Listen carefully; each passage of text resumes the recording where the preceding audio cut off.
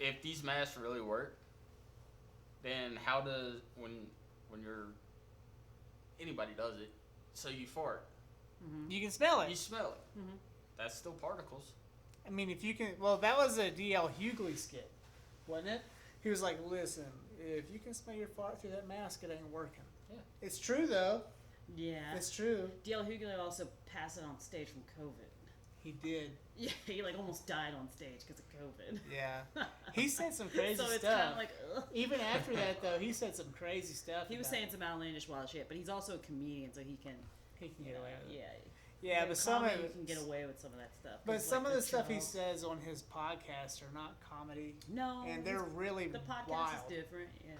Yeah. So I don't know. He's certainly like hard left though. Like hard left. After almost dying. Yeah. So he gets it. But it's true though. You make a valid point. Because also, again, I saw it on TikTok, so it's got to be true. But this guy actually broke down the mask. It's supposed to catch like 0.0042 Yeah, of the particle. We have to use N95s, and N95s are way different. Can you smell your fart through the N95? No. Farted today, couldn't smell a thing.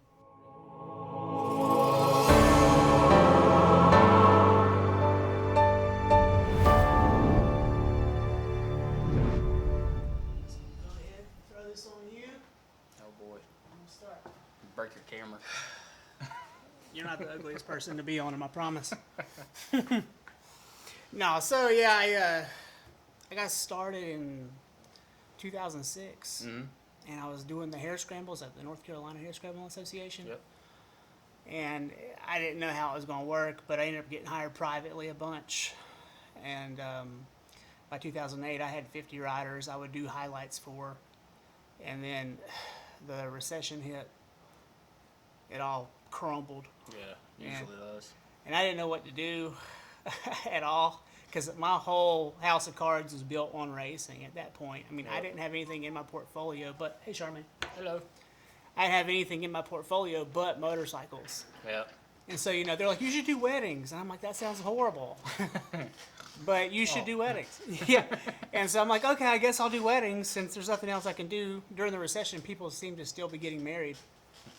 And I ended up working at Biltmore for a year, and I was a fish out of water. I did well, but I was a fish out of water. Yeah. My wife luckily got offered a toxicology fellowship in Salt Lake City. And I was like, let's go, because we ski, snowboard. Got out there, and then took me a year.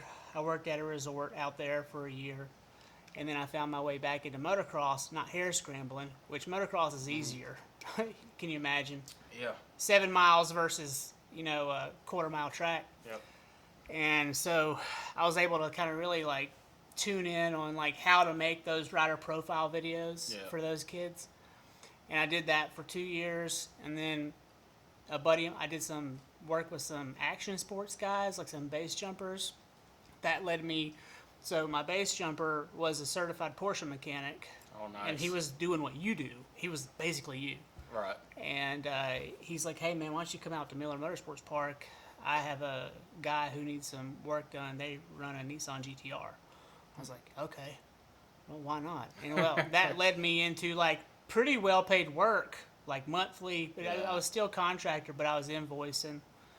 And I was able to, kind of chew on a living for a minute, probably 5 months. But I don't know what you know, but the racing industry is like musical chairs. It is, honestly, but now it's getting the chairs are actually getting smaller because with the new gen card that we got coming out, it's kicking a lot of people out. How so? The new gen car is actually built by NASCAR, so all the chassis builders are pretty much all gone. Oh, so they just issue you a chassis because it's got to be spec, right? And so, do they keep engineers on just to make sure that they are spec? Oh, yeah. But I guess that's kind of an automation issue there, isn't it? Yep. And it comes in sections, so you got your front clip, your center section, and your rear clip. So initially, if you wreck a car, you can literally go out and buy a front clip, bolt it on, and then race it next week. Oh man, see, in the time attack world where I was, if they were out, they were out, Yeah. and that happened. You know, we would. I mean, luckily the Nissan team I worked with early, I guess that was 2013, 14. They had two, and so whenever they'd have an issue, and he didn't wreck much, Yeah. but he did have, he'd blow out the front end suspension or something would go weird. Yeah, usually if you blow out something, or if you wreck one of those, it's pretty well done anyways. Yeah, but they had a duplicate identical. Only the paint was different. So that parts car, it ran, but it was basically a parts car, and they would try to keep it running too. But most of the It's time, kind of like how our backup car is if we bring one. well, it was the story would always go. We'd get to the racetrack, they'd test, something would break, and then they would spend the whole 17 hours they had left before they would go out and ride or run. They'd spend that whole time scrambling to fix what broke. Yeah. And then they would get to the end. They'd get to the finish. They'd finally have it up and running, and they'd go place second. Mm-hmm. That's what they would do. Yeah. And that was it. And then they were like, "We're so proud of ourselves. We got second. Man, that was a lot of work." Yeah, we're normally second to last, but Yeah. we've actually had a couple. Or that picture you saw on my Facebook, we actually placed 10th. Well, I mean, So that was like a win for us. well, that's a really competitive industry, though. Yep. Time attack is different. I was working with a really big fish in a small pond. Salt Lake especially is a small pond. Yeah. The guy, when I told him I was leaving, I was like, "Hey man, I'm just kind of burned out here. We're moving back to North Carolina." He's like, "What are you going to do out there? How are you going to make a living out there?" I'm like, "I'll be fine if I'm in Charlotte, dude." Yep. Do you have any idea? He had no idea. It's Race City. It is. I mean, you can get into the disciplines of racing too. I mean, Yep. from motocross to dirt track to, come on. Yeah, we got a couple Le Mans cars. Yeah. There's one in Gaffney, South Carolina, I think. Yeah. Motorsports, I think. Yeah. They have a Porsche 911 and also it's a Le Mans car. Really. The last racing event that I did properly, I've gone out and hung out with my cousin and stuff. He's a motocrosser. But the last one I did was Road Atlanta in 2016. I was burned out, though. That was my last hurrah for, chasing it. Mm-hmm. Because I did a whole bunch of marketing up to the event. The promoter, and we can get into promoters if you want, but the promoter, he let me in and he gave me for that event, I was the media guy. Right. And so I was able to connect myself to I think it was technically it was 10 racing teams paid me in some capacity or another, but about 4 or 5 paid me well for video work. Mm-hmm. So I was doing photography and video, and I would have some people just throw me $100 for photography, but then I'd have a few really come in for video work, and that's how I made money, right? And but I found at the end I just broke even. I probably made a grand or two. Yeah. But for me to keep that up, I'd have to be gone every weekend. I'd have to travel like the circus. Yep. That's why I say I work for the traveling circus. Oh, you say that? Mm-hmm. So I looked at your schedule just before you got in here, and you have 3 teams underneath the team you work for. What's his name again? Who? BJ McLeod. BJ McLeod's team. Mm-hmm. And so there are 3 teams. Do they just throw you on one or another, or are you strictly with one normally team? I'm with the 78, but they've been moving numbers around. So if the 99's behind in points, we'll move the numbers around or move the drivers around to that number to boost that car back up. So the drivers aren't stuck with one car. They can. Because you can't change your NFL number. You can't just go, well, I'm not number 1 anymore. I'm number 44. Yep. So they can do that. Yeah, they have to get it approved by NASCAR. Oh, okay. So, we've had Kevin Harvick drive our 99 car just to boost up the points in it, even though it hurt us a little bit more at Indy. Yeah. Ran over what we call a turtle, which is a big speed bump or curb type deal, Yeah. and it popped his front end up, ripped the splitter off, and Oh man. sway bar on him. What are you gonna do? I mean, he was probably doing 100 and something. Yeah, he was up front, quarterback Yeah. there, back. That's funny. So, how did you make the leap into racing? I saw you went to school for NASCAR mechanics, right? Yep. I went to NASCAR Tech, and I graduated out of there. Started May of 2013 or Okay. 12, and graduated in 13. So, but there was about a decade there in between high school Mm-hmm. and NASCAR where you were doing something else. A little bit of this and a little bit of that, Were just you- to figure out Were who you I a was. mechanic? At times, yeah. Yeah. What'd you do other than work on cars and stuff? Go to races. You just go to races? I mean, I've been around racing since I was 2 weeks old, so that's all I knew. Yeah. And every chance I got, I went to a track. Now, did your daddy do that too, or Mhm. really? He started out in Agawam, Massachusetts, lettering race cars. Literally Really? hand painting numbers and So he was the graphic designer then, basically, for Yeah. those cars. It's its back own in the 70s. it's its own industry though, right Yep. there. I mean, you're not even It's a working. dying art. You're not working on cars. You're just painting Well, them. he was also working on them too. Oh, okay. And he moved down south when his dad moved down here, and started up Williams Auto, and that was our family business. And he found Hickory Speedway, so he started doing stuff there too, and raced at Hickory. We've been to Tri-County, Hickory, and North Wilkesboro pretty much every weekend. You said you were 2 years old and you remember being at the track. Yep. And now, did your parents always live in Hickory from your birth, or? For my birth, yes. Yeah. They were from Westfield, Mass. And they moved down here to be with my grandfather and with Williams Auto, Okay. just keep family business going. And I guess that worked out. Yeah, until say probably about 2009. Yeah. Was it your grandfather was getting older and your dad was getting older? Dad didn't want the business anymore, and my uncle had already passed, Mm. and my grandfather had Alzheimer's and dementia, so they sold the business, even though it was supposed to come to me. Not bitter. Yeah.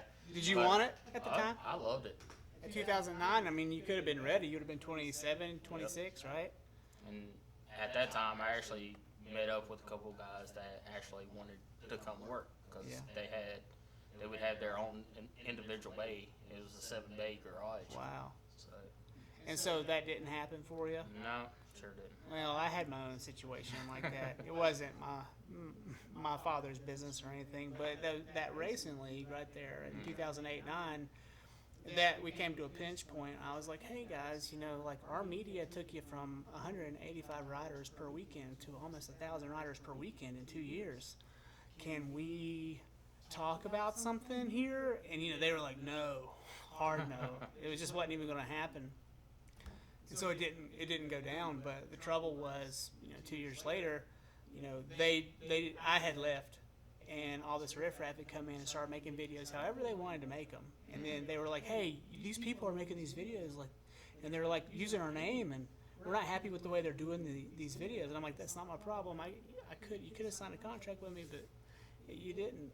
And so it was oh well, too late, I had moved on. We were literally moving to Salt Lake right when that happened, so there was no way I could do it. What was it that got you into, or at least got you to the point of influence where you're like, I'm just going to go to the NASCAR Institute? I worked in warehouse stuff, and I was getting laid off left and right. So I figured, might as well chase my dream while I can. If you're going to get laid off, you might as Yeah. well have fun doing it, right? And of course, when I went through school, I was part of the UMT program, which is Tell me what that is. it's a It's like a club type deal where you go out and volunteer. And What does UMT stand for? Universal Motorsports Team. Okay. So, Okay.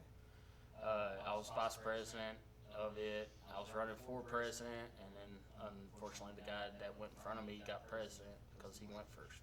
Mhm. And he pretty much, we basically said the same thing, but he got it. All right. So, clocked in like 972 hours of volunteer time. Yeah. Well, I mean, it taught you something, I bet. Yeah.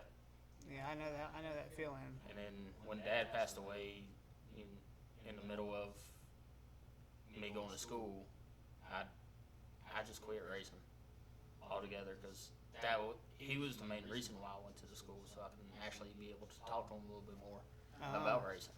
So you went to school to kind of bond with your father. Yep.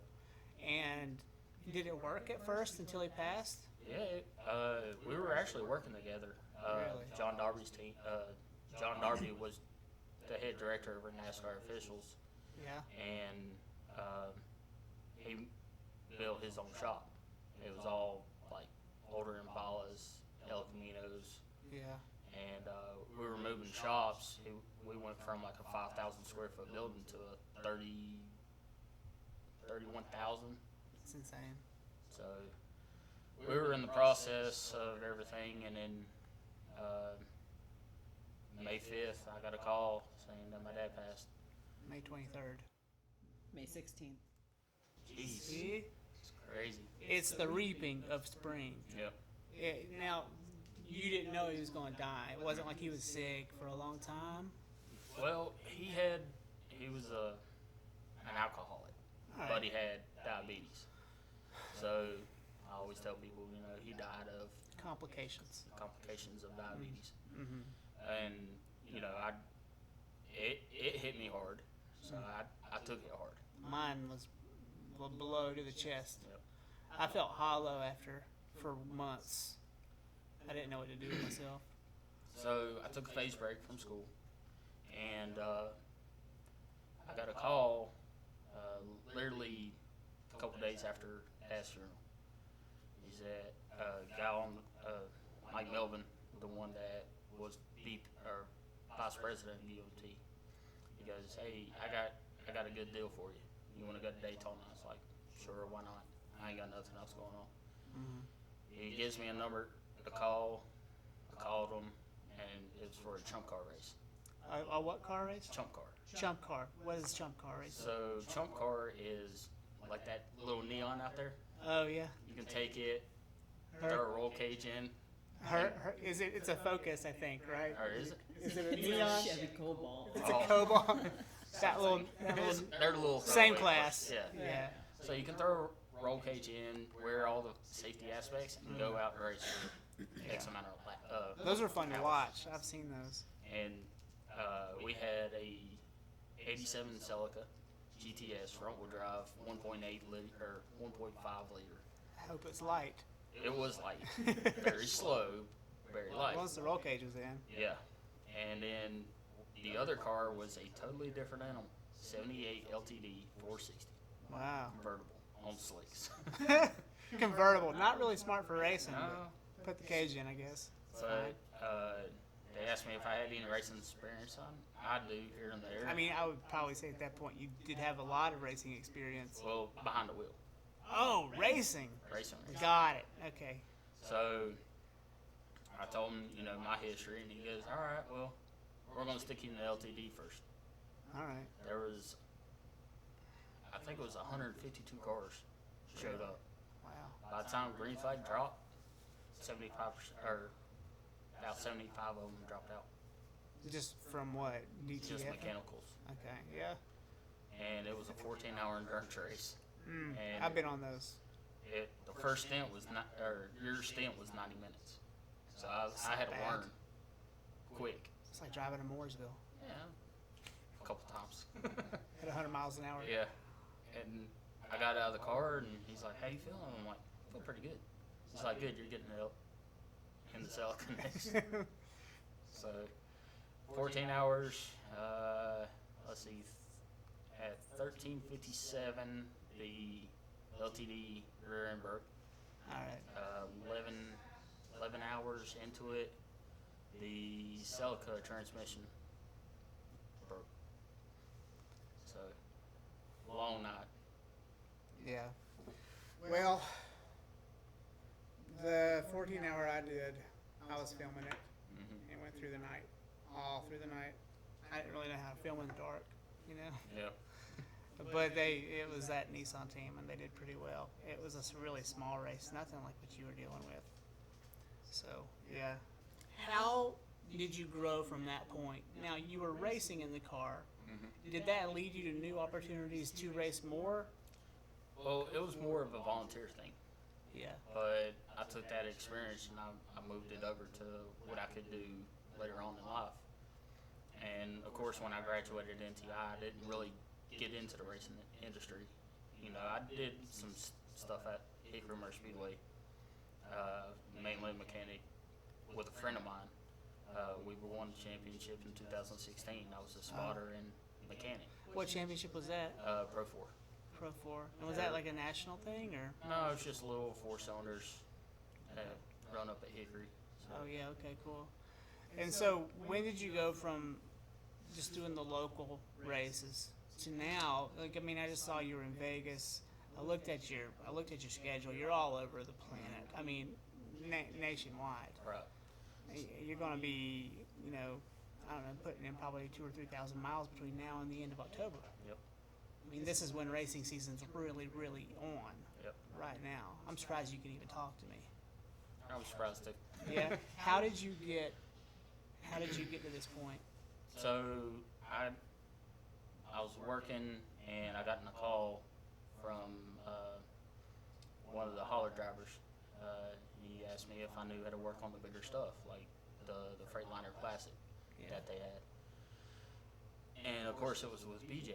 So he asked me, you know, how much would I charge to put injectors in, and of course I didn't know What to charge him? So I just gave him a bottom dollar, and he's like, all right, well, can you be here tomorrow?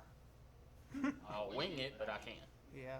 So I went up there, put it in, and by the time I got done putting them in, it was already at night, and I couldn't see any more outside, so I go in the shop, and I was getting ready to leave, and I was like, well, I'm just going to stick around and help out, volunteer my time. You've already put a bunch of hours in volunteering. What's this going to do? Yeah. Yeah. So I did that for Daytona, and I helped put in the motor for their West Coast car, Okay. and they were down at Atlanta. Yeah. And after Atlanta, BJ pulled me aside and he said, I want to hire you on. Good. So I mean, you always worry in that situation when you're doing that volunteer work if they're going to even notice. You know, because they're all so busy. You're just kind of like in the fold, and they figure you're getting a paycheck. They don't. A lot of the guys don't know if you're volunteering or not unless you tell them. well, with BJ, we're a small team. Okay. So we were in a 5,000 square foot building. Okay. So yeah. So we had the two primary cars sitting right there, and the third primary car just sitting over to the side, and I was working on his car. So as soon as he saw me, he's like, "Who are you? What are you doing here?" It's like I was working on your tractor, Mm-hmm.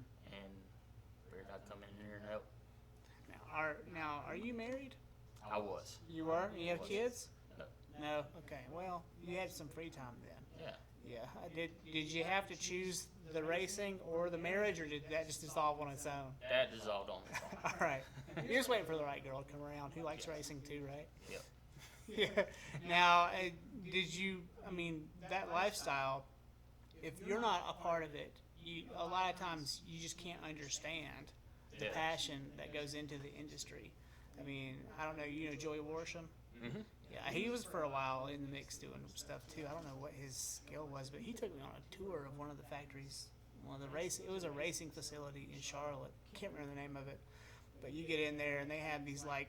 He's like, I want to show you something, and he takes me into this big white room, clean room, which I don't know. And then he's like, check out this machine, and I'm too naive to know what it is, but it's literally a machine that can make any tool or part that you can think of based on. So like a CNC machine. Yeah, it's probably but it's like something AutoCAD something, And he was like he was raving about this machine and how amazing it was. And I'm just looking at it, and it looks like some AI or something, you know. It's just whatever. But it was pretty interesting. The race car drivers are all in there working out and stuff. Mm-hmm. Yeah, it's pretty neat. We actually have a couple of our drivers actually come in shopping, you know, either tinker on the car or actually wipe down the car, something to help out or kind of hang out and BS with us. Now, can I take you back to your dad? Do you mind talking about it? No? It's been a while. Mine was like 7 years ago now, and I'm kind of rounding a corner. But so like when your dad died, you said you just gave up racing. Mm-hmm. Now, that could have easily just gone to you just like spiraling out of control. Was it when that guy called you, said, "Hey, I got a thing for you"? Was that kind of like that one gesture you needed to get back in? Pretty much. How long had you gone to that point before they called you? Actually, so I found out it was a Sunday Yeah. because I was watching the Cup race, and it was actually raining here at home, and I went from that day until a week and a half without worrying about racing. And I went to school. I couldn't make it through school because my mind was so fogged up. So, What was going through your mind instead? why the hell did it happen? Mm-hmm. You know, why couldn't he just pick up the phone and you know, call one of us and let us know what's going on? Now, did he opt out of getting help from doctors? Yeah. Yeah, my dad was, so my mom had been telling, he had been complaining of chest pains, and they were like, "You need to call a doctor." And he's like, "I'll go after this and this and this," you know. And so 2 weeks go by, and then, you know, he finally gets in there for a stress test, or he was about to go for a stress test that Monday, I should say, and he died that Friday, right? And so it was like he just put it off and put it off and put it off, because I think he's like me. He couldn't bear the expense of going, you know, and he was just, you know, he was trying to find a way to financially navigate our healthcare system, and his way of navigating it is just not doing it. Right. You know, and I mean, I have stories where like I went in with chest pains and they did that heart monitor on me. I come out and I don't just get a $250 bill from a doctor. I get a $1,000 bill from the ER. I get another $2,500 sucked out of my insurance plan. I get another $400 billed to me directly for I don't know why. Mm-hmm. You know, and so it's like I was in there for 15 minutes pretty much. I waited for 2 hours, but I was in there for 15 minutes, and then I get hit with like $3-4 grand. Yep. And so he just, because of his experiences with the healthcare industry, he just, you know, he basically died early. Right. And so now your dad just stubbornly just didn't go either.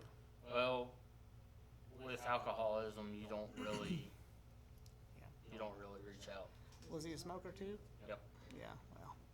And so it was just kind of like a compounding effect of his diabetes, his alcoholism, and his smoking. Yep. And I mean, if he's in the South, he probably ate more than he should. My dad did. I still do. He actually lost a lot of weight. Like there's pictures of him when he was a NASCAR official. You can see it looked like he was pregnant. Mm-hmm. And when he got out, I guess the diabetes kind of hit on him pretty hard, and he Yeah. lost a lot of weight. Was that consciously? He just worked to lose it, or he lost it through illness? I think he just lost it through illness. Yeah. And is your mom still around? Mm-hmm. Yeah. Y'all close, I guess? Not as much as we'd like to. Yeah. But, you know, with me being in racing, she understands it because she was a part of it too. Mm-hmm. Dad actually worked his way from the Dash Series all the way up to the Cup, and then my mom followed suit. So she was also a NASCAR official. Really? Wow. It's a family thing then. Yep. Even though they told me not to get into NASCAR. My uncle raced professional motocross for Honda in the 80s and 90s. I always looked up to him like he was a bronze god or something when I was a kid, you know, because he was like the coolest guy in the family, you know. And then my whole experience with what I was interested in led me into action sports, and then he comes calling when I'm 26, and it was a shoe-in for me to go there because it just made sense. you know. And so like, I don't feel like people understand. Like, people, racing is really niche. And it's even more niche now than it used to be. It used to be really popular. Yep. And now, when I would be at the racetracks, motocross is different, but the car racing, people just aren't in the stands. It's not for them, I don't think, anymore. And if they do watch, it's on TV. Yeah. A lot of it has to do with the hotels and stuff like that. They jack prices up. Really? The ticket sales are kind of stupid. Now they kind of went down a little bit. Yeah. I mean, even like Hickory Speedway, you know, when I was growing up, the stands were packed all the time. And I guess with, I'm not going to say who he is, but with the current director, I think a lot of it had to do with that, because he would jack the prices up.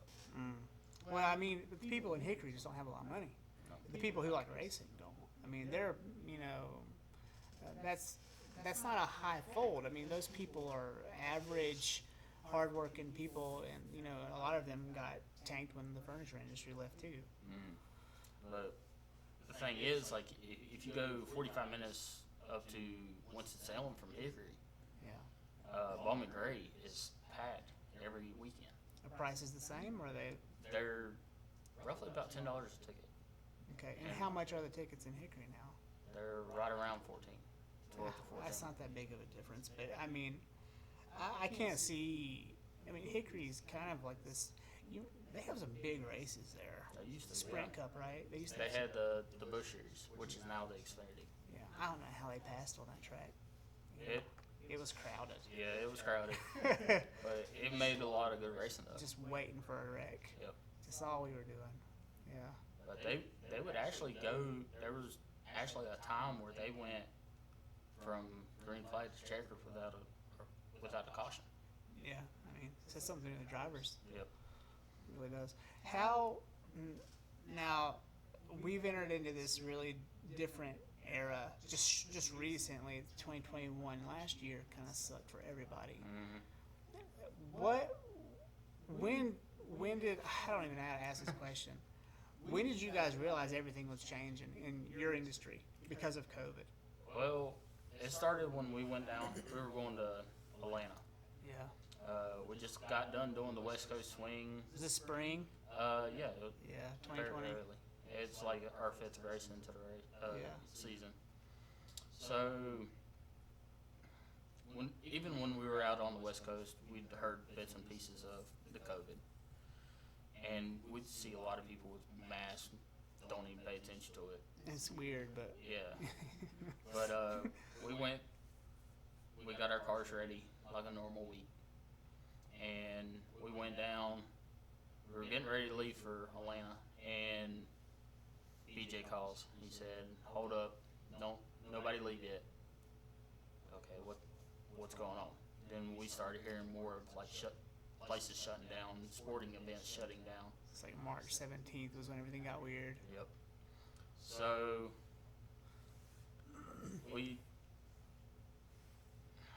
Wayne Alton was supposed to do a press conference for Yeah. everybody, and he said, "We're just gonna go about it as a normal, just no fans." Yeah, that makes sense. So- I mean, what are y'all doing? You know, you're in the pits, you're outside. We'd be in the pits. Yeah. So we all make our way down there, and you know we get there a day ahead, and we knew we got practice Friday. Yeah. So we get down there Thursday, we go out and venture off, have a good time, come back, and we wake up and go to the track. Well, we were all waking up, we were all getting ready to go get breakfast and head to the track. All of our phones were blowing up. Nobody leave. Okay. So we're trying to figure out what was going on. NASCAR was trying to set it to where we can get that race in. They canceled our day, and they were just going to do the trucks Friday, and then Cup Saturday, and then us on Sunday, I believe. Yeah. And then we're like, all right, well, we got the whole day to ourselves, so we're gonna go out and get breakfast. By the time we sat down for breakfast, they already called the whole weekend off. So you're just there. Yeah. So we literally went back to the hotel, grabbed our stuff, and left, and went home. Did you ride down in the truck or did you fly? We have team vans. Okay. Yeah. I had to take two of them because we're getting slightly bigger. Yeah. And now, do you guys drive all the way across the country in them still, or do you fly some? BJ's method, if it's under 10 hours, we drive to. Yeah. If it's 10 or more, we'll actually fly. I mean, flying seems really complicated when you're working on a car because you got to take your tools and you got to take. Well, we actually have haulers. There's an 18-wheeler that takes all your crap, right? Mm-hmm. And so everything's there when you get there. Yep. That's nice. Yeah. So when we got back, he said, I don't know what's going on, but we're just going to continue to work. We're going to get our stuff ready for the following week or whenever. Did it ever get really difficult at that point? Like, I mean, because it was hit or miss. You didn't know what was going on. But did you just ever shut down completely? We didn't know. Motocrossers didn't either. A lot of the bigger teams, they actually shut doors, and they, with them being W-2 and us being 1099, we're self-employed. Mm-hmm. And according to Cooper, we're actually contractors, manufacturers, and subcontractor, or Yeah. something like that. So We are the same, yeah, basically. and we can actually keep our doors open and Yeah. work. Because you're choosing to come as a contractor. You're making the decision rather than the Well, employer. DJ pulled us into his office one at a time, and he said, "I want you to work such and such day, like every other day, So you were overlapping, so Yeah. you weren't all in there together. because just in case if Yeah. something happened." Yeah. And he told a couple of us just to sit at home. He cut our pay in half, and this is one of the main reasons why I will never leave BJ. Because Really? he's took so care of you. Yeah, he took real good care of us. It's nice, man. So he told me and two other guys to sit at home, and we got paid out of his own pocket half our pay. Oh, it's like unemployment insurance. Mhm. Only he's paying it, not the state. Yep. You know, 'cause either way you'd be siphoning off the state. But at first you wouldn't be able to because they didn't have anything for contractors when this all started. Yep. And then finally so it was like unemployment insurance, and then it was pandemic unemployment assistance for small businesses or contractors, which is me. Mm-hmm. And it took me another 90 days to get qualified for PUA, and they qualified me for it. And then finally I was able to collect fractions of what I would have made. Okay, fractions, but at least something was coming in. But what's really jacked up about it is a year and a half later, Biden's in office, he passes the CARES Act, and then he gives the states the rights to take their money back. And so now they're asking me for like 40 grand back after they gave it to me like an Indian giver. Mm-hmm. And so I had to hire a lawyer, and I'm in the middle of this fight with some invisible entity from the state DES department over whether or not I'm valuable enough to be paid that money for my time that I could not work. Right. And so it's total bullshit, right? I don't know what It to is. do about it. I'm just waiting for them to respond. I have to wait for some person at the DES to respond to me, and they haven't, because there's a million of us. So I don't know. You were really lucky though that you had BJ McLeod. Is that right? Yep. Yeah, it's really great. And so, how long did that last? So we were actually shut down for roughly about a month, the whole month. of Just a April. month? It wasn't long. It could have been the whole summer, man. I mean, Yeah, it could have been. it could have been rolling into October, even December. Well, I mean, I guess when does the season end for you? Like November? Early November. And do you take a hiatus from November to March, or do you stay on? I stay on. I got stuff I can do around the shop to make the next year be better. Yeah. Do they water down your hours during that time, or they keep you on full? We're on full time. Okay. I mean, if we want to take a vacation, we can. Yeah. But normally we're all salary guys, so we'll work. And whether it be in one day or the whole 5 days, because we only work Monday through Friday, Yeah. and he'll pay us how much we work.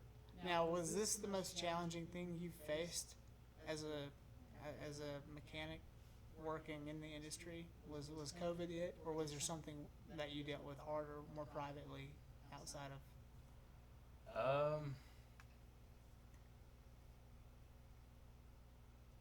I guess when I worked in like Toyota, when I worked there for years,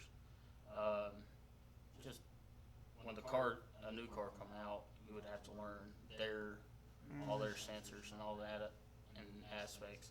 Whole new game plan. Whole new game plan. And the thing is, like with racing, even though it's literally 4 bolts are holding the engine and transmission in, but there's little things that you can do to make the car better. Yeah. Just changing, the camber, the caster, the toe, setting the car up. You like moving weight around too, like putting weight more front or farther back, depending on how the torque is and all that. And you have to keep your car at a certain weight. Yeah. What's the standard weight? I think it's 35. Okay. Yeah, it's a heavy car. Very heavy car. Yeah. I guess they keep the weight low to the ground, huh? Yep. Were you in Boy Scouts? Well, for some reason I thought you might have been a Tiger Cub with me or something back in the day. But there was this thing we had to do where we all had to like shape a piece of wood with wheels on it for this little Pinewood Derby, yeah. And I didn't understand, and like my dad also didn't understand, and like he made me like a really skinny skateboard looking thing, and I thought it was cool because it was a little finger skateboard, but it wasn't fast because it didn't have any weight. And then like this one kid comes up and he didn't do anything, just put wheels on the chunk of wood, and he won, and it was the same piece of wood they gave. It's the same piece of wood they gave us. Yep. It just they didn't whittle it at all, and he won because he was the heaviest. And well, with something like that, you're taking inertia and just dropping it down. yeah, So you're going off of gravity. yeah. With us, it's more momentum.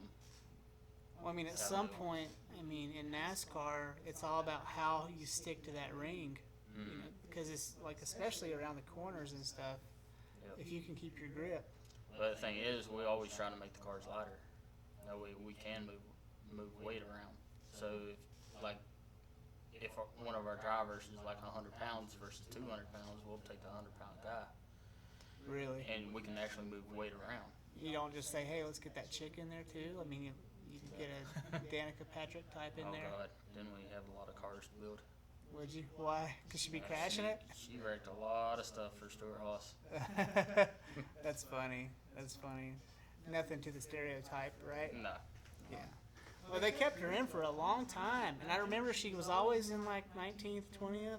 She had a few good races, I remember, but a lot of times, she averaged back 15, right? Yeah. And she was there. She's really famous, and she has her own podcast now. But if you're racing and you're in the top 20 in that NASCAR race, you're pretty fast. Yeah. To even be competitive, so you can't say anything about it. But how many women are in racing now versus when she was still racing? I would say there's more now in racing because of her. Well, I'd imagine she inspired a whole new brand of them. There's a Haley Deegan, which is she's really good. I think she's going to be a lot better than Danica was. Really? She's actually working her way up. Is she in with your group? No, she's in the trucks. But is she with the McLeod team? Mm-hmm. No. No, she's David Gilliland racing, I think. Okay. Yeah, I went through the list of drivers at the McLeod website, and there were no women on that list. No. But there were a lot of young, skinny-looking white boys. Yep. Probably $120. We had one black guy, and he brought money in, so we gave him a chance. Yeah. We had a lot of people come through, and I would say a lot of them were, they could be up there with the rest of the guys. What sets them, I wouldn't say apart, but what puts them in that class? Like, how do they get from, sub level to elite level? Is it time, seat time, or is it? Well, nowadays it can be about seat time, but you don't get a lot of seat time because a lot of our shows are just 1 day show. We literally show up, unload, go through tech and race and go home. My background's in time attack. If you want to say I do wheel to wheel racing, I guess I have done probably 16, maybe 24 wheel to wheel races in my life that were pretty competitive. Rocky Mountain Raceways in Salt Lake, and then there's that racetrack in Tooele, which is not traditional oval. It's like an IndyCar track, and so they're racing, Nissan Z's and stuff there. The problem I had with the time attack group was they'd go out to a oval track in California. Can't remember the name of it. It's, Montana no, it's not. or Auto Club. I know it's not that either. Oh. So I don't know, but for whatever, and it doesn't matter. But they'd come in and they'd be like, world record, and then I'd go and I'd look at like IndyCar records at that track, NASCAR records at that track, and they're not even close, and they're calling it a world record. Well, it'll be a world record for them because they've never been there. Yeah, It's like when it's not a world record though. yeah, but it's like when Bristol had their ordeal. They would bring like they brought a 2-wheeler in to run the little half mile, Yeah. and they would bring modifieds, super mods. I think an Indy Light was in there, and they would just make them run a couple laps, and if it was fast, they would bring it in, tweak it a little bit more, and make it faster. Yeah. And I think what they were trying to do, or what they're trying to say is, even though it's a world record, I think it's more on world record for that class. I understand classifications. Yeah.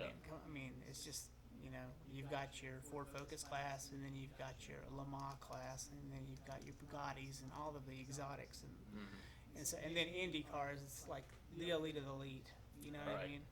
And so, like, for me, it's I get that you can have a world record, and then that's when it gets to like we're nerding out at this point. Yeah.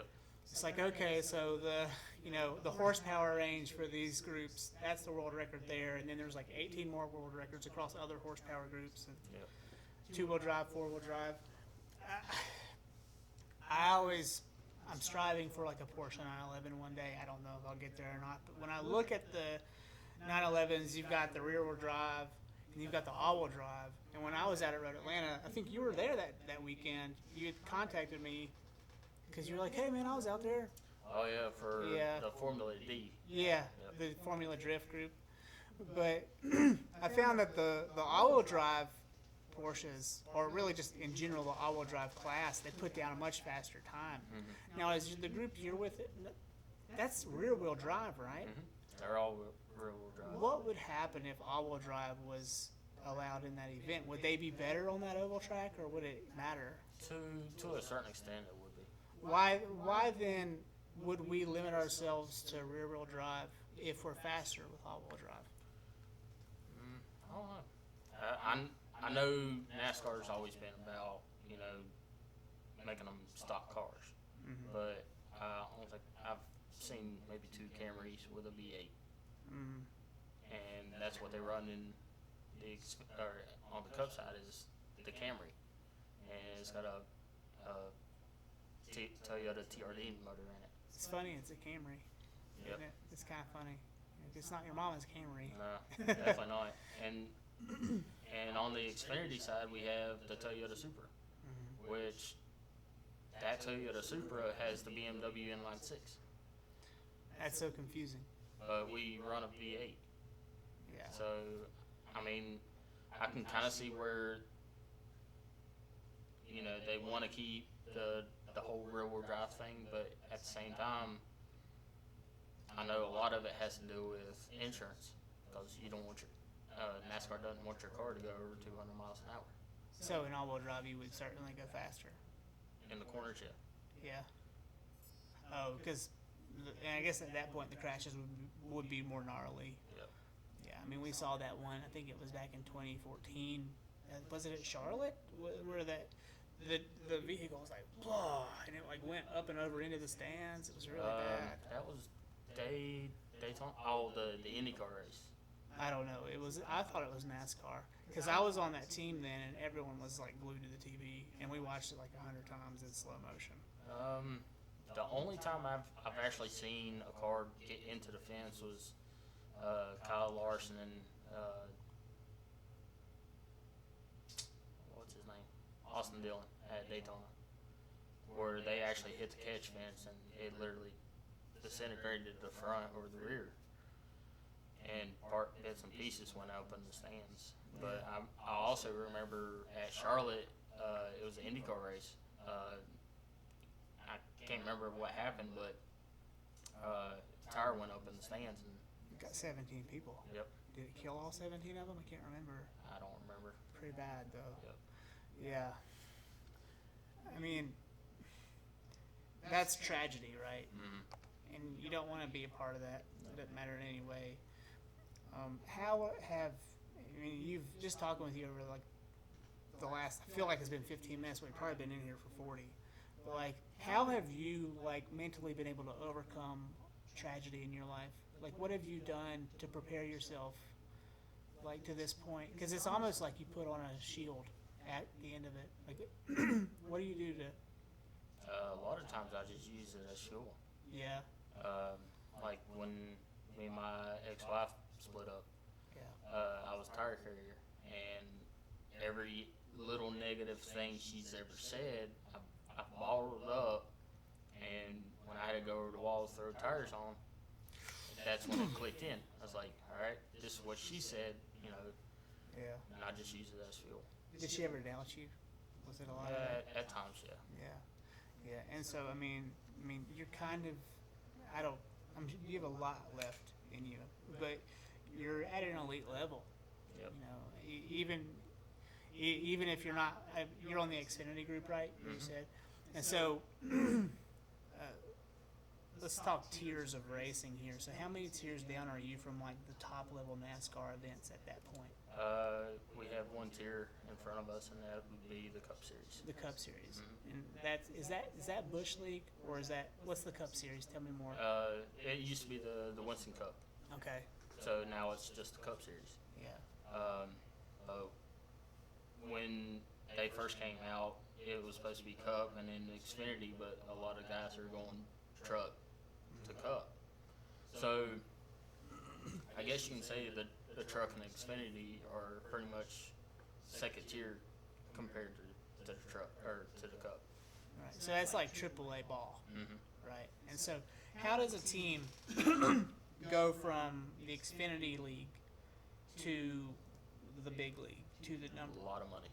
So it's money, but can you win your way there? Like if you win out and you just first place the whole thing, can you then be in? Is it like soccer? Well, I mean, NASCAR will give you the license and say you can be a Cup driver. Yeah. But until you actually have a ride, we'll take Dale Jr. for example. Yeah. So he won 2 years in Xfinity, and of course his dad, Dale Earnhardt, built DEI, and DEI was made for him and his kids, or for his kids. Mainly. What's DI? Dale Earnhardt Incorporated. Okay. So, you know, when Junior moved up, he had DEI to go to. And when DEI shut down, or when that contract was up, he actually had a chance to go over to anybody. As long as he had money and sponsorship, he had the talent. Well, his daddy was hard on him. He wasn't going to give it to him. Yep. Yeah. So, Hendrick picked him up, and that's where he finally retired out of. But I think a lot of it has to do with money now, because it costs so much to run a The race. chassis alone, right? Yep. So how much does the chassis run? Honestly, that's way above my pay grade. Okay. All right. Well, my next question was going to be, what's the cost of the Xfinity chassis versus the top tier Cup chassis? And is there a difference? Well, if we went back a couple years, it'd been probably about the same. Yeah. But with the new chassis that are coming out with NASCAR, they're going to be a lot more. And the chassis that the Cup Series has now, they're going to eventually dwindle down to us, so we can actually buy them. Like hand-me-downs almost. That's what chassis we run. Okay. Like the smaller tier or smaller groups, race teams, we actually buy chassis from other teams. So you're getting them used. Mm-hmm. Yeah, but I feel like at that point they're probably broke in. It's really better, right? Yeah, we have a chassis that we've ran just on road courses, and it's shown potential that it can lead a race. It led a couple laps at Road America. Yeah. So I mean, as long as the center section's not tweaked out, we're fine. We'll buy them. Yeah. Let me come to my questions. I want to get back on track here.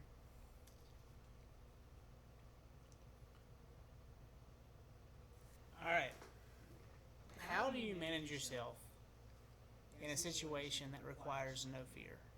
I mean, you work in racing, and so there are times, I mean, we've seen that footage of those guys on the infield getting hit by a car coming through. Don't know why they're out there, but I mean, you find yourself around flying objects a lot. Like, how do you stay stoic in those situations? I don't think you really go with no fear. I mean, we're all, even the bigger guys that are picking cars for bigger teams, they have some kind of fear in their head. But the way I do it is you have to push it back and put your horse blinders on and go for it. Yeah. Well, y'all have to wear helmets now in the pits? And that's new. I remember helmets, they didn't always have them. Yeah, in the late 90s, early 2000s. Yeah, I remember back in the day, like they just wearing ball caps that had the logo on it, but now they're all wearing helmets, and it's interesting to see the different helmets for different jobs. Some guys are open face, some guys have like the weird swoop thing, the motocross or it's like the just bicycle helmet. Yeah. Type deal. Yeah. Yeah, I actually have a Simpson. It has built-in radio, Nice. but I don't use it because I'm afraid I'm going to hit the button And talk. and talk. Or you'll just leave it on. Or They'll be like, shut up, Geoff. either that or cuss on the radio, and that probably won't be a good thing. Yeah, there, hedge your bets there. Yeah. How has this work most rewarding for you?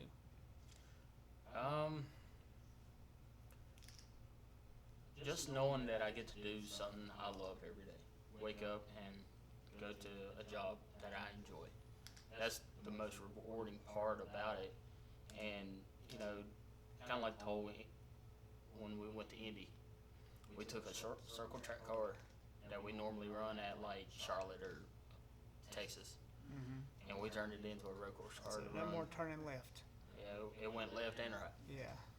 And we placed top 10. And for us to do that was like a huge win for us. Yeah. So that,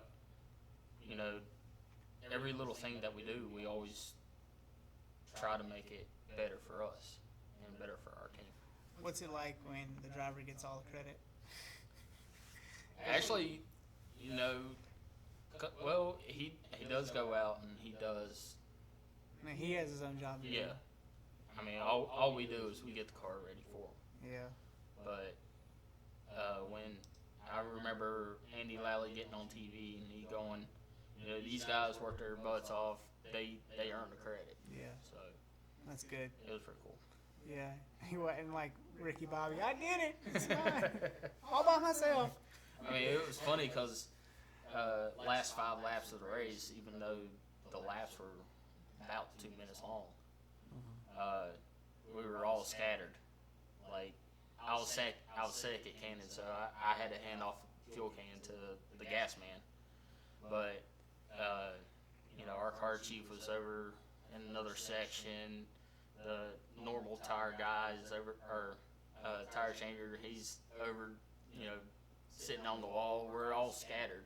Mm-hmm. And then when he crossed the finish line and we got 10th, we just came in and it was like a huge party type deal. So it was pretty cool. I mean, y'all are all in the zone, I guess, holding on to your positions there, just in case. Yep. You never know. Like, are you like sometimes worried, like, a tire's going to pop on you? You're just kind of sitting there nervous. You never know. You just stay in there on point. At that time we had a hired pit crew. Yeah. And they've been around racing, and they know what to do if something happened. But with us pretty much being helpless because none of us is wearing fire suits except for me, Yeah. It made it that more nerve-wracking knowing, we already did our pit stop.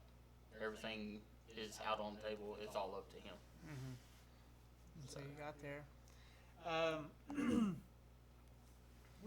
You just talked to me about your top 10 finish, but are there any other projects in your time that stand out to you that you'd like to talk about?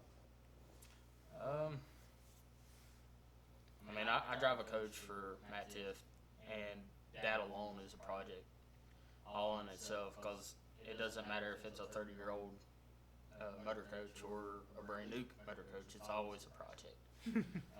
My very first time taking this thing far out was a 16 to 18-hour drive to Austin, Texas. Yeah. What was that for? It was for the NASCAR Xfinity and Cup race. Yeah. At Circuits of the America. Yeah. Really interesting track. Very, very technical course. It looks like a golf course almost. The way it's all green and then it's got the colors and stuff. Yep. But I wasn't even 2 lights into the run, and we have basement doors for storage. Yeah. One popped open and a brand new grill popped out. So it's always, it's always a battle with this thing. I had a buddy try to take a nap in one of those. He got locked in it. We didn't find him for 4 hours. He's like, help, knocking on it. Luckily, we found him, but that was interesting. Yeah, this thing's like a big bus or a big house on wheels. Yeah, I know all about them. All right. Touched on 2020.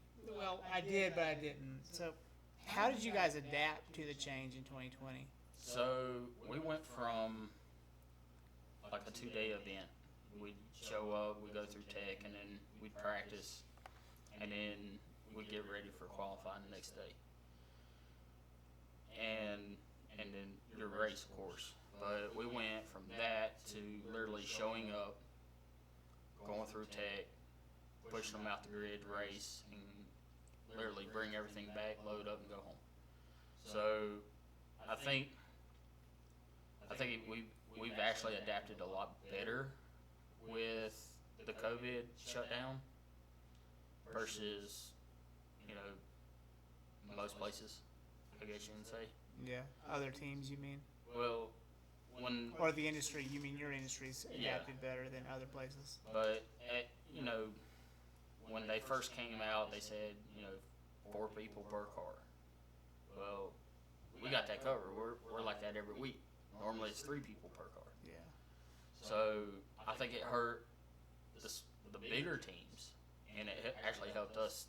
I mean, it really didn't help us. It just made it normal for us. You're just as efficient as you were. Yeah. Everything goes as it was. All right. Yeah, I can see that. How are you adapting, though? Like, not just in your career, but like in life to this whole change. Like, what have you done that's different? I look at things a lot different. So when I first started with BJ, I was working with pit boxes, garage boxes, everything that we take with us. Yeah. And we actually had an incident where it was Daytona 2020, I believe it was, right before everything happened. And Matt Mills's car, the 5 car, had battery issues. So I ran back to the hauler, and I knew that batteries were put on, but I didn't get to see where they were put. Yeah. So I run back to the hauler, and at that time we had 2 haulers. They were side by side. I went through Adam's hauler, and I went through every cabinet while the other truck driver went through his. And he claimed that he didn't see any. So I took his word, and I went to other teams. And the one battery I found, they had a different adapter for it. So as I was walking back to go look in Geoff's, Matt Mills' car was sitting there. And I got cussed out by the crew chief Why? because I didn't know where the batteries were. So I took blame on it. Yeah. And he literally walked in, opened one cabinet door, and started flinging batteries out. He said, "There's your effing batteries." And it was on the other guy's truck. Yep. And so So I took one person's word when I should have went over there and did it myself. behind him, he probably didn't even look close, did he? Probably not. That sucks. He was preoccupied with something else. Yeah. So I've taken that point. I think that was probably the hardest time in my racing career. If you want it done right, do it yourself. Yep. Yeah. And I made it to where like each garage box or each box that we had a checklist. So like the red box was a garage box. So I went through every tool and I wrote down how many tools are in it. Every single You wrench. just did full inventory. Yep. At first, I thought you were going to say you just did duplicate everything. No. Yeah, I wish, right? Yeah. I wish I could. So when I got a real job to do, I got to take this with me, and then I got to set it all back up, and it's that stressful. And so I wish I could just have duplicate equipment, but I mean, it's expensive. It is. And I took that moment and I always try to make myself better. Yeah. So when that happened, I had an 8-hour drive back from Daytona. Time to think. I literally excluded myself, put earbuds in, whatever I had to do. Yeah.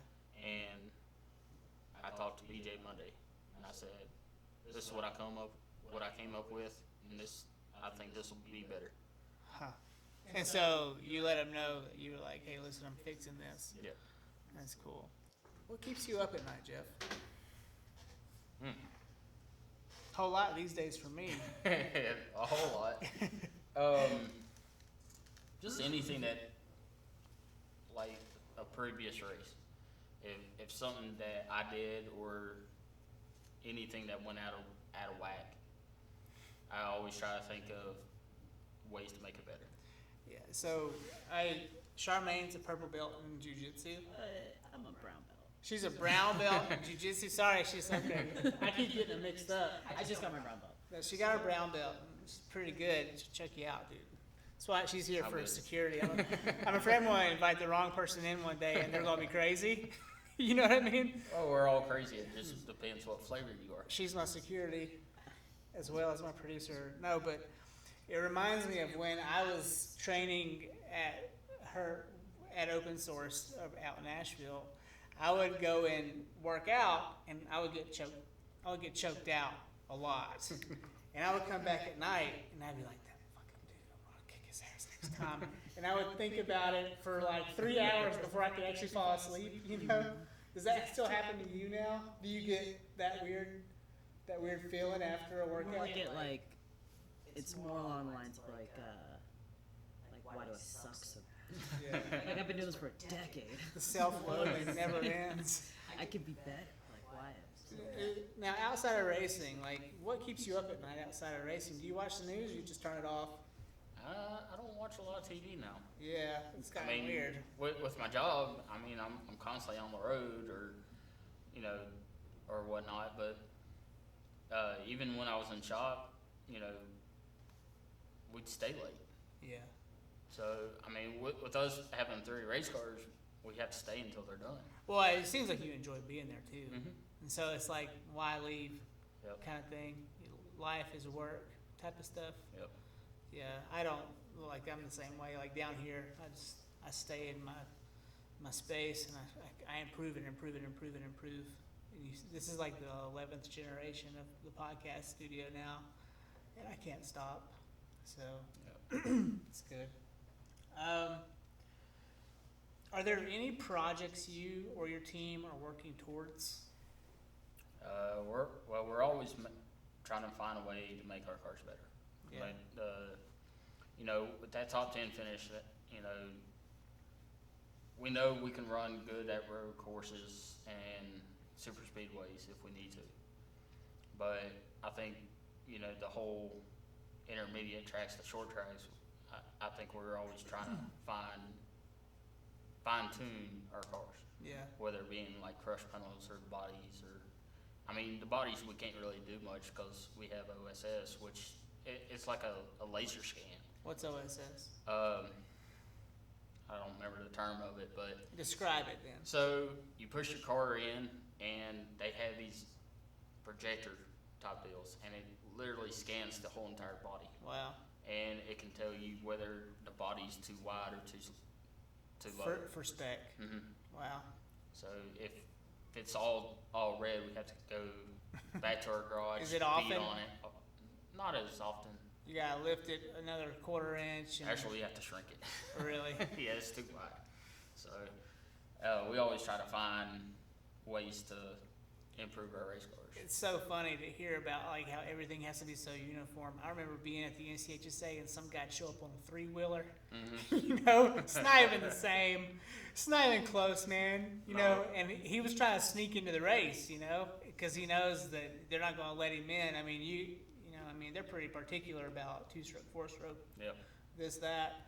And, he's sitting there on the line, like 8th or 9th row back. And he's in that 3-wheeler. Can't see me. Yeah. It's like, what are you doing, man? Tricycle. It was a cool 3-wheeler, though. It's like, Those things are so dangerous. he's going to break his neck in that thing. Tip right over. Yeah. I rode one, Tip right over. and that was the very last time I rode one.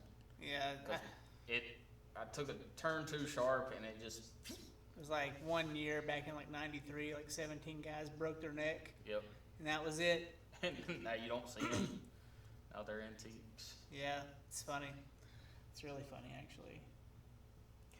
All right, so you're rolling into 40 here soon, yeah? Unfortunately. You got some young bucks coming in to do the same work you're doing. They're probably bright-eyed and bushy-tailed, and they don't even know half of what you know, or half of what you forgot already. Mm-hmm. What's your advice for a young mechanic-type guy, gearhead guy, who really just, his passion's in racing, and he could go work at a local mechanic, he could do whatever, Mm-hmm. but he really wants to make the leap into racing. What do you say to that guy? Or girl, Or a girl. or them, whatever. Mainly just learn as much as you can. Like we have people come in our shop, want to intern, and through NTI, and they're like, "Oh, I just want to, do pit crew stuff." Well, here's the problem with that. A lot of pit crew stuff is slowly going away. Cause Automation, or next year the Cup Series is doing one lug nut. like IndyCar. Yep. So So that's yep, that's done. that's gonna be so much faster though. Yeah, it is. It's much more efficient. So they're slowly going away. So if you the more you know, One lug nut, that's gonna speed up the pits. or make it really really sucky, Why? because you can't cross thread it, Yeah. and the Well, that- moment you realize that then thing that's- is off or not tight, it's gonna fall off. Yeah, and the nut's bigger, Yep. right? A lot bigger. It's like 4 times bigger than a regular nut. Yep. So right now there are 5 nuts, right? Yep. 5 on, 5 off. And so, it's funny when you hear a young guy say, like, basically, he's like, I just want to do this, because he's putting himself into, he's putting blinders on himself. Mm-hmm. You know, we get that in my industry too. They're like, I just want to be a director. It's like, yeah, cool. Well, if you want to direct, What else can you do? yeah, but if you want to direct, you better know how that DP does his job. You better know how those producers exist. You need to know how those actors act. You know, and so a really good director is someone, in my opinion, who is a jack of all trades, who knows all those things, at least in a way. Yep. So, And the thing is, like, you look at our team. So I'll take Austin for example. So he works on the car. He puts the motor in. He sets it up, and he'll go to the dyno, run it on the dyno, all 3 cars, and then he'll do all the nut and bolt in shop. yeah. And then when we get to the shop, or he'll push it on the truck, load it, of course, with a little bit of help. But when we get to the track, he's car chief, meaning he's second in line of the car. And then he sets tire pressures, he'll fuel it if he needs to, and he'll make all the changes whenever we roll through tape to make it, you know, at their height. And then he'll go and he'll pit the car. So the more, I think the more you know, the better off you are. Because that'll go a long ways versus. And so, but I'm talking to someone who has well over 1,000 hours of volunteer time in, right? I mean, at this point, I mean, you said you did like 985 hours then, but that was before you volunteered with McLeod. Yep. And I imagine you were there for a good while I was there for before. about 3 weeks, Yeah, and so that's another 120 hours, easy, probably more. probably more. And so, like, but you, when you were volunteering, I feel like you were just doing whatever you had to do to make sure that you were still in the fold, being a part of that team. And so these young guys, you know, do they also need to put in 1,000 hours if they're going to be a part of this? I mean, is that kind of like the line for getting your foot in the door? Well, Do you have to With- volunteer? with the NTI thing, that was just for the school. Yeah. But for you to actually come and work for like a race team or something, you know, if they tell you, you know, go sweep up this mess, go do it. But when you get done, Get go back. learn. Yeah. Sit Go- under somebody who's doing something different. Like Chad Canals, he was crew chief for Jimmy and Johnson, Okay. and you know, won 7 championships. Yeah. He started as a janitor, and as soon as he was done with his stuff, he went and learned. Yeah. Never stop learning, because if you stop learning, you're not even trying. The thing about the racing industry that I really love is that there's always a way to ladder up if you're looking for it. Yep. Because the industry is constantly moving and adapting and changing, and people fall out, and then, you know, there's a void left, you know, and you never know, especially now with COVID, you know, someone's out for 14 days. Yep. What are you going to do? You better pull some slack. You know, Yep. you might get yourself a full-time job. And so it seems like, you know, that's always been that way in that industry. I love it. I just wish it was closer to where I live now. You know, are you in Hickory still? I'm in Newton. You're in but- Newton? Yeah. And so where's the facility? Is it in Mooresville? It's in Mooresville. Yeah. It's about a 30-minute drive. Yeah, it's not bad. No. It's traffic like 116. Uh, Is that how you get down there? no, I stay away from 16. Yeah. They got that all jacked up. It's bad. I wish they already finished that in 40. Well, talk to us about traffic up here on 26. It's the same. No, good. It's just they were working on 26 in 2009 when we were here. We leave and go to Utah and come back, and then it's Hasn't changed. 7 years have gone by since we got back, and it's still a nightmare. Yep. So I don't know. That's off topic, but all right.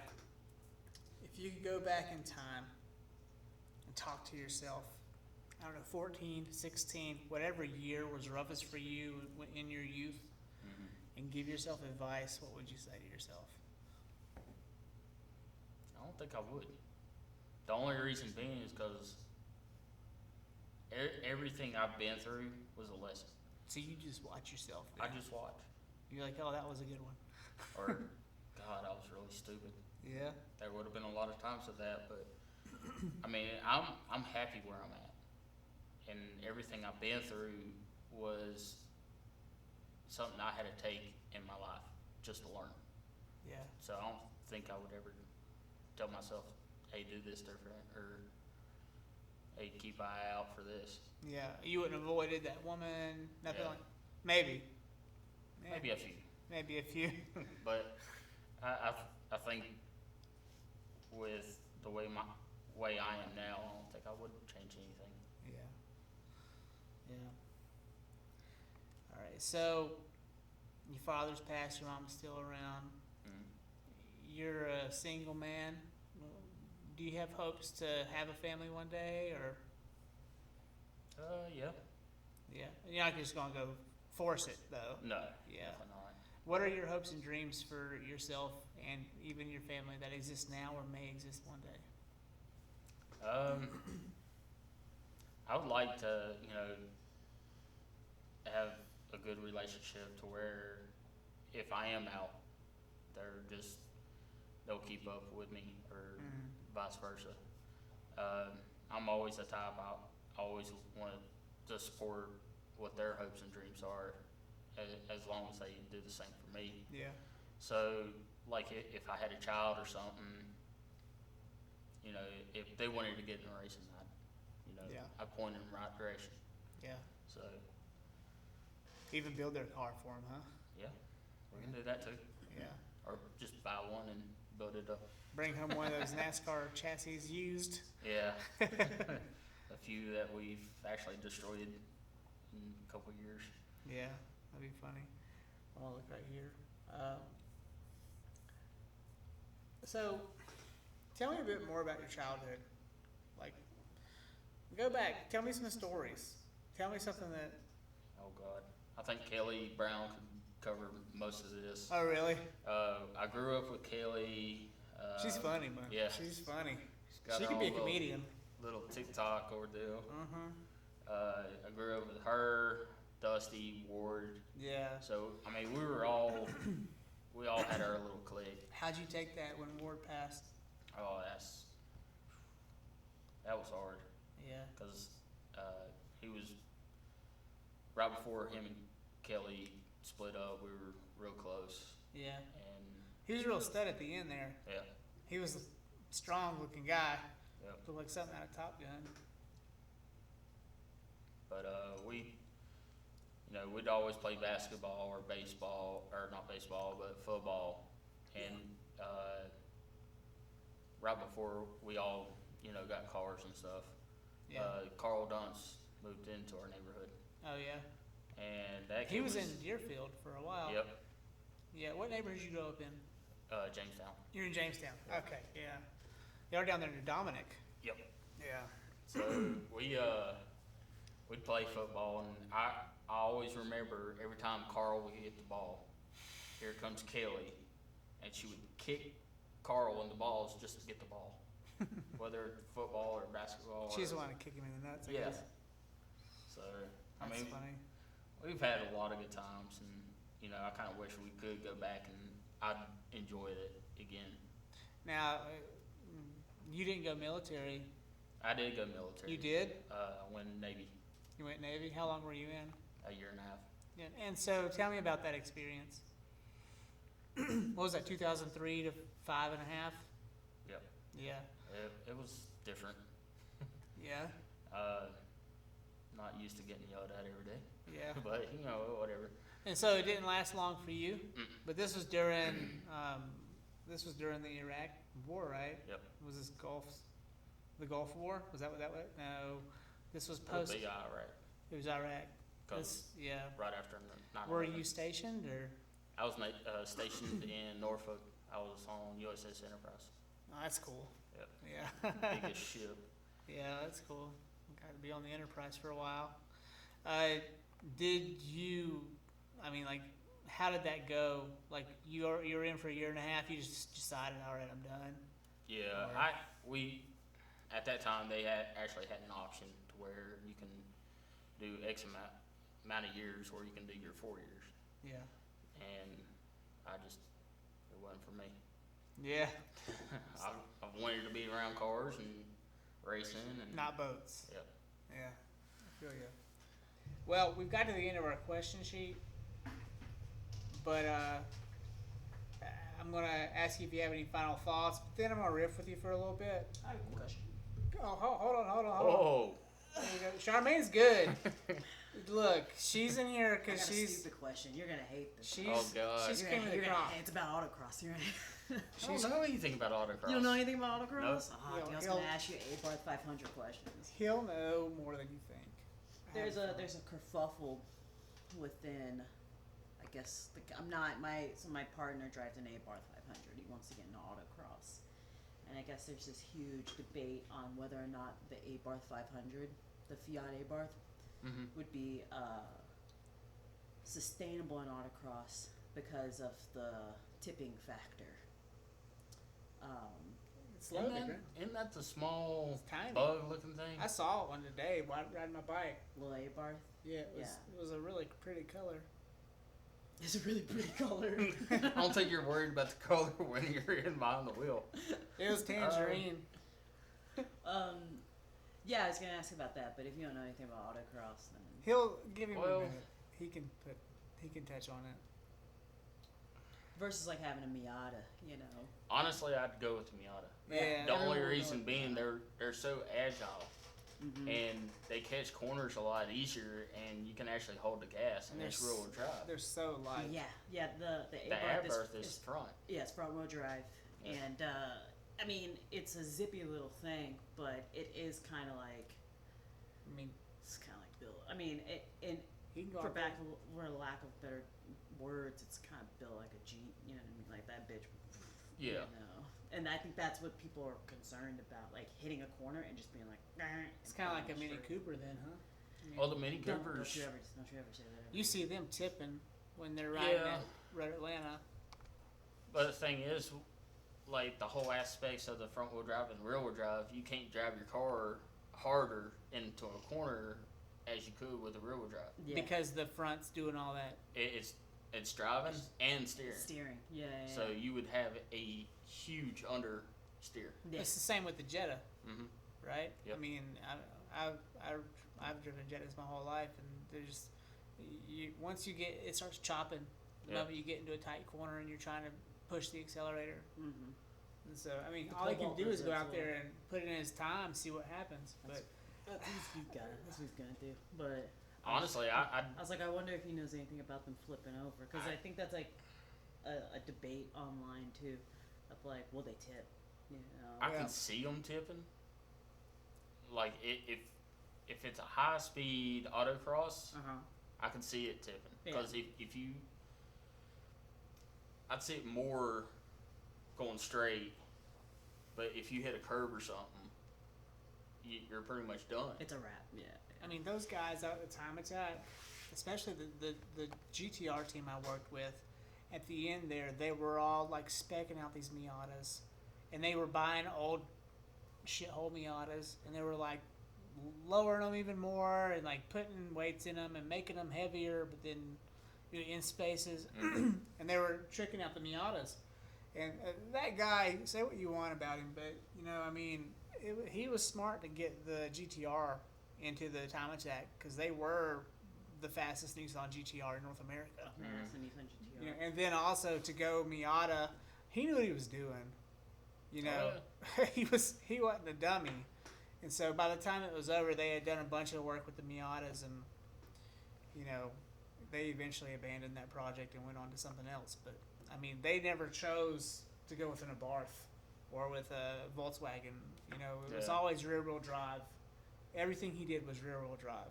Yeah, because when you have a little bit of understeer where the front tires are just pushing, Mm-hmm. you can actually give it a little gas, and it can actually break loose the rear end, Mhm. and you can actually steer better. Versus when you're in a front wheel drive car, you do that, you just pretty much you're going straight Yeah. regardless. Yeah, you're And gonna you- see the tree you hit. Yeah. Versus rear wheel drive, you won't see the tree that you hit. Yeah. Well, like when you get into that tight corner in a front wheel car, and like, if you really push it, it's not going to turn. It's just going to go straight. Yeah. That's that whole understeer thing. Yeah. So. So sometimes we get a little political in here. Uh-oh. This is why we've gotten through all the good stuff, and so I mean, your bosses, if they see it, they'll like it. Mm-hmm. But what do you think happened in the pandemic? What do you think that happened to everybody? Do you think it was planned? I think it was planned. The only reason being is like everybody that hated Trump wanted him out. Mm-hmm. So, of course, you had Biden. Oh, I can make the pandemic go away. Vote for me. Blah blah blah. It got worse. And I heard this, and I don't know whether to believe it or not. Well, she's fact checking this. Just go ahead. So CDC said something about. I saw it on TikTok. So it's true. It's got to be true. It's got to be true. China's telling you something. It was actually a white bearded guy said. Can't remember what it was. CDC couldn't figure out the difference between COVID and the flu. Oh well, and to that point, I saw a video recently on the Facebook, and it was a white nurse, whatever her race, doesn't matter. Mm-hmm. But she was saying, hey, how do they know it's the Delta variant? Because there's not a test for the Delta variant. Exactly. Right? And so when they say the Delta variant is killing so many people, and then they throw a number up there, how do they know it was the Delta variant based on the COVID test if the COVID test just says that they have COVID and nothing else? Yep. And is that true? I mean, I don't know. Is that true? Can you test for the Delta variant? Can you test for the Lambda variant now? The Lambda variant it's not over here yet, but let me see. Well, whatever. I'm just trying to know. Like, is that real life? Are we, Well, I've always been a believer if it was my time to go, it's my time to go. Mm-hmm. I'm not gonna. It's all been written before you were born that exactly. If you're gonna die in a year and a half from the Delta variant, it's just up there in the sky and you just have to deal with it. Yep. And so it's good you're off TV and you're not paying attention because I was also off TV for a long time and we don't even have the news. I don't have cable. We cut the cord years ago. Mm-hmm. But we had to travel to Kansas for vacation. It was stressful. And I love the family out there at my wife's side. They mm-hmm. weren't the problem. It was just the traveling was stupid. Yep. Everyone was like masked up. Everyone was just, it was in your face. Wear your mask. Get your vaccine. It was all over the TVs in the airport. It was all over everything. And then you get to the place where you're going to be, which was a farm out in Smith Center, Kansas, mm-hmm. and they've just got the TV on all the time, and they've got cable, and it was just Delta variant vaccine, Delta variant this, scare everyone. Yeah. And I can't say turn that shit off. I can't do that because it's their house. And Oh, you can find some dikes and just. Oh, just cut it. Yeah. Nah, I'm not gonna do that. But it was just.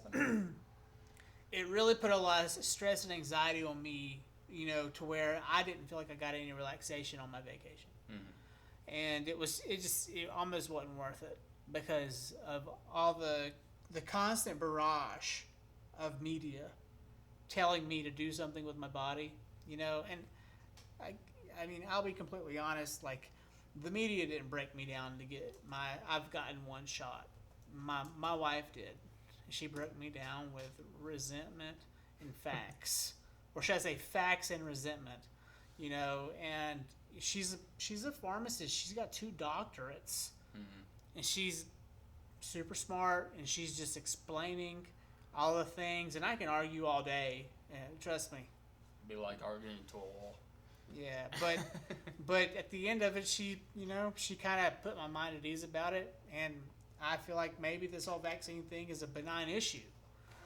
But, still, I'll tell you what happened to me. when I got the shot, I don't know if you're vaccinated or not, but I felt violated. I think that's as close to rape I hope I'll ever get. Time? Right. That's gonna be aggressive. That's aggressive. That's a No, I cried. I felt violated and forced to comply. Mhm. I did. Okay. Right? No, it's not rape. That's way different than rape. But you know what? But the I metaphor. understand what you're trying to get The at. metaphor is there. Yeah. I understand what you're trying to get at. Right. So they can't differentiate between the flu and COVID for the PCR test, and it's because of the rapid testing. Oh, okay. But the 2-week process or the 1-week process test, they can differentiate and they can tell whether it's the Delta variant versus just the regular novel coronavirus through a genomic sequencing test. Okay. And that's also not a PCR test, it's a week to 2-week test. Now, are they doing that for all people who die of COVID? I can look.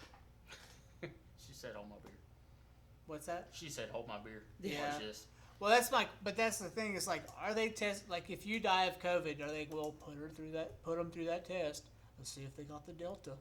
Like, are they doing that? Because that costs them money. And so I don't know. It seems askew.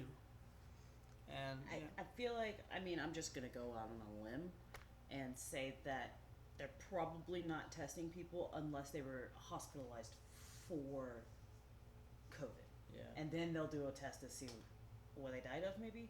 But I don't think, like, if you get into a car accident and then you die and they're just, like, swabbing your nose and being like, you died of COVID. Although I do know of the cases where people were doing that in the beginning. I do understand that. But I do also believe they're using PCR tests. Where was the ball dropped in America for this whole thing? Like, because we obviously failed. Never mind Trump in office or Biden in office. Like, somewhere we didn't handle this correctly, and I feel like it's imposing on our freedoms now in a way it never has before. I don't know where the ball was dropped because I was too busy trying to figure out what we were going to do. Yeah. But I think it has ruined any freedom for us because now we can't travel without masks. Mm-hmm. We can't go in some stores. You can't even go in the store if you don't have a mask or a vaccine card. What's going to happen if the NASCAR or Xfinity, or they come down, they say you can't work in this series without a vaccine? What are you going to do? Just going to go get it? There would have to be a lot more studies and a lot more people behind it versus, the way I look at it is, so we had the flu vaccine, but, we didn't know what kind of flu it was, so they guessed. All these vaccines that took X amount of time for them to develop, how was the COVID vaccine just popped up in 6 months after it came here? Well, my wife, with the facts and resentment, she was like, it's not new. They've been developing mRNA vaccines since 2010. And then she gave a whole series of references to when and where and how the mRNA vaccine began. And then she went through, she was pretty articulate too. It was impressive. Okay. And then Here, let me hold your arm. No, but and so, I've talked with several other people who are not vaccinated at this time, and they have many of those same concerns.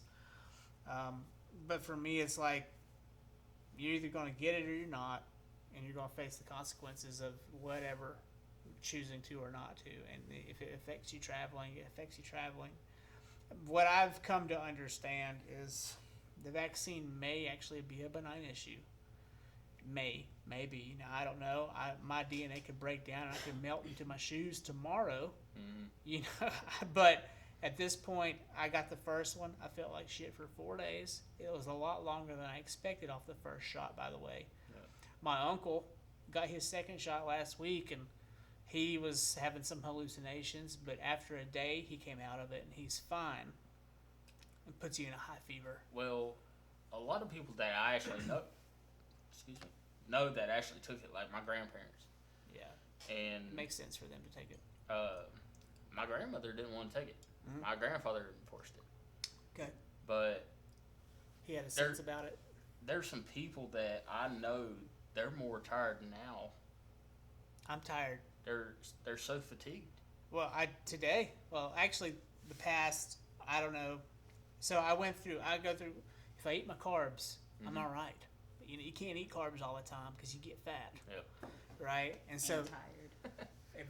well, it Fat and depends. tired. I Fat mean, and tired and lazy. I went down to Mela last week and I had myself a nice buttered chicken dish, like an Indian restaurant. It's not that much carbs though, unless you're eating all the pita. Well, yeah, well, You have to. you're not going to go in there and not eat rice. You kind of have to. I was chowing down. Vanilla is so good. It was so good. And if you're ever in Nashville, go there. If Okay. you like Indian food. And, excuse me. And the next day or the day after, I was like full of energy, but then, I start trying to taper back because, you got to watch what you eat sometimes. And I didn't just go into like a low energy. I went into like a depression of low energy. It wasn't like my average, I'm tired, yawn. It was like, I'm trying to wake up at 7 a.m. and I wake up and I think I'm like dying. Yeah. So I don't know, but maybe that's just the ebb and flow of my body right now. Might have nothing to do with the vaccine, but I got it on a Thursday. We tried to have a podcast here on Friday. I was feeling real slippery. My brain wasn't right, and we made a few My mistakes. brain's like that all the time. We made a few mistakes on my end. They were my fault that caused that podcast to fail. It wasn't Freddie's. It was a different one. Sometimes, I've lost 2 podcasts out of 11 at this point, and so I'm hoping to not lose any more. But it's a lot of time to lose. And also bringing you in from Hickory or from Newton, it's not easy, And so I don't inviting you back is embarrassing. You know what I mean? Yeah. And so, like, I found myself making a few mistakes, and then I was like, maybe I should just take the weekend off because I like to work. When I'm home, if I can be home, I'm going to be on that computer or something, getting something done, trying to be efficient. And I was like, I just got to take a few days off. Well, a few days turned into like 4 more days. And then by Wednesday following, I was kind of back to myself, but still tired. And so, it was no pony ride. Getting the thing. I found about testing post-mortem, Yeah. and they only test post-mortem for unexpected deaths. This is current as of May 19th, 2020 is when this article came out. So like heart failure and stuff like that? They'll figure out that it's heart failure once they do the post-mortem. Yeah. But then they check for COVID and Delta. But they also check for COVID, yeah. And now, whether or not they say that it's a COVID death, they don't. But current as of the 23rd, which was yesterday, the Pfizer BioNTech COVID vaccine is officially FDA approved. I saw that. Yeah. And so like this is at the point where I would have just gone and gotten it. Like, all right, fine. Well, they're also developing the 3rd Booster shot? booster shot. Yeah, my wife's talking about getting it. She's all about getting it. It's like, I'm like, all right. May of 2023 is when it's supposed to come out. Well, can we also, Charmaine, Yeah. shed some light on that drug they claim works prophylactically to prevent COVID? Which one? I keep wanting to say Ibogaine, but it's not Ibogaine. It's not Ibogaine. I know what you're talking Ibogaine about. will trip you out. There was one that was actually killing a lot of. Well, hydrochloroquine was killing people if they didn't do because it they right. were using the wrong. Yeah. Yeah, and people were like drinking pool fluid. And stuff. Yeah, That's it's not stupid. what you Yeah. want. I'll look it up right here. Okay. Drug for. I guess I'm wondering if the Pfizer BioNTech COVID vaccine is an mRNA.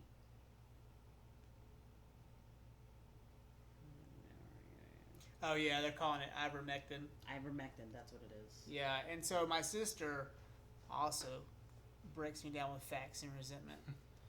I have an issue with her. She's like a staunch Democrat. Oh, it's tough.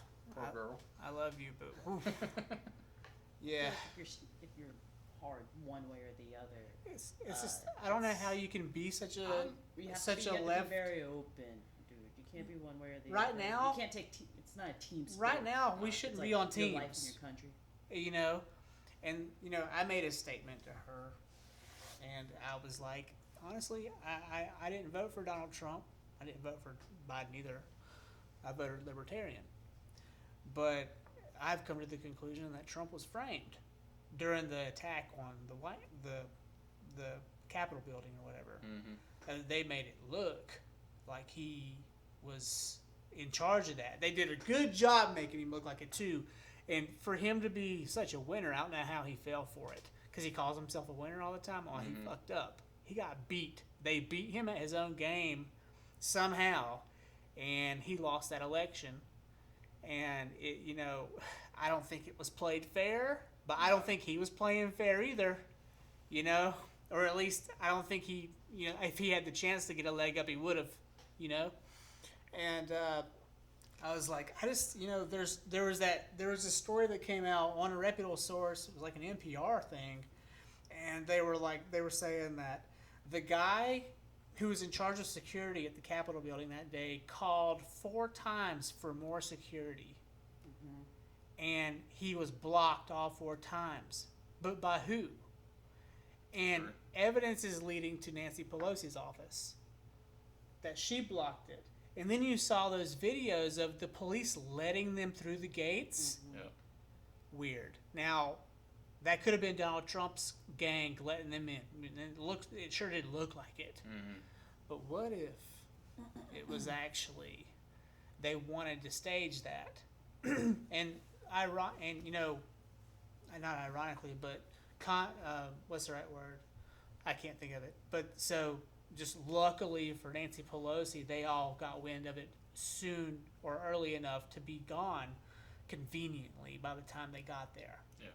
Now, if it were really a coup and they were really going in there to kill somebody, do you think they would have had a guy with a fucking buffalo helmet on leading the way? No. I mean, also, it's like, what is a coup in America these days? That right? wasn't a coup. Yeah, no. That was a peaceful, sort of. Peaceful, 2 people got shot and a person got trampled to death. But, Right. Well, the people that got shot was is it a by coup? cop. Yeah. Yes, but I think it's like. You're rightfully Do you so, I guess. think it's like people who just spend way too much time on the internet, Sure, QAnon and stuff.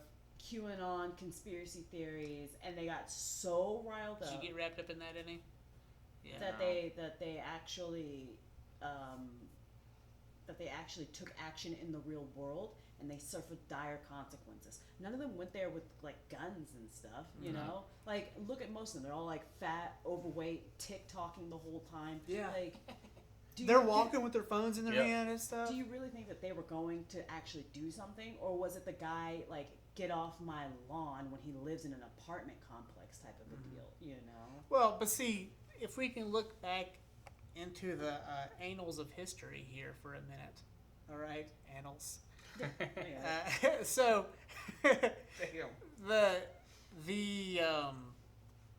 the Russian coups were incredibly violent back in what was that, the 17 or 1800s?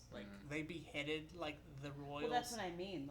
There was so much. A real coup. They were is pitchforks. aggressive, A real coup. they would have been chopping people's heads off. That cop who ran up the stairs to crowd them all with all the other cops. That guy would have never made it up 2 steps, you know? Kind of But the black instead guy it's who corralled Yeah, them. that's what I mean. They Instead would've it's just a bunch of eaten him guys alive. in 4 trucks being like, let's go, we're here, we're in there. Yeah.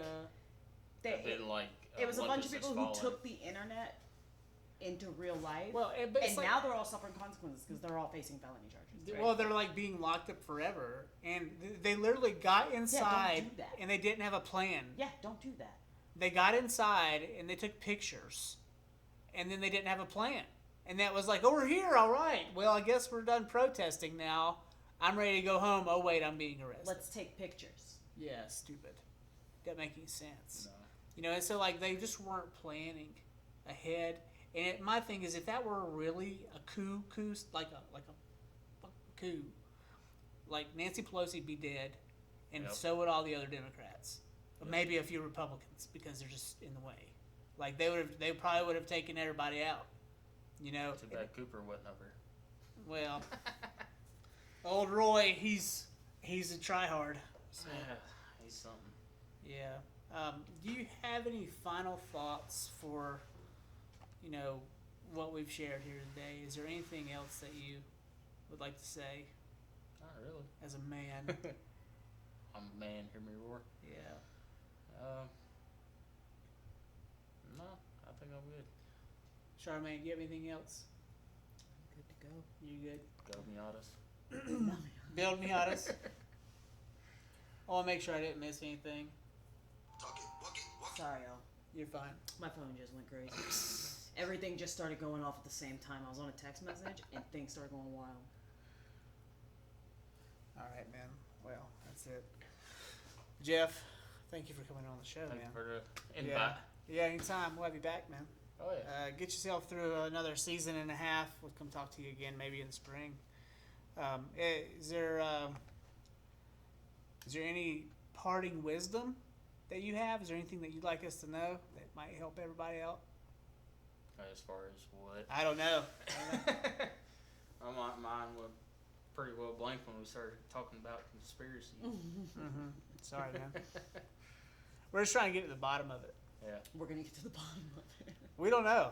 I think it's on the top of people's minds, and we're trying to find a way to create an environment where we can help people talk about normal things, but then also give people a chance to kind of like discover what's truth and what's untrue. Yeah. And it's been really tough. Honestly, I hadn't even paid attention to any kind of news. Yeah. I feel like my life is so much better not knowing what other people are saying or doing or Do your own thing. yeah. Mm-hmm. I do my own thing. Yeah, focus on yourself. That's all you can do. It's the only thing you can control. Yep. All right, man. Well, thank you. Not a problem. Yes, sir. I'm Josh Lloyd, and you're on the Ridge.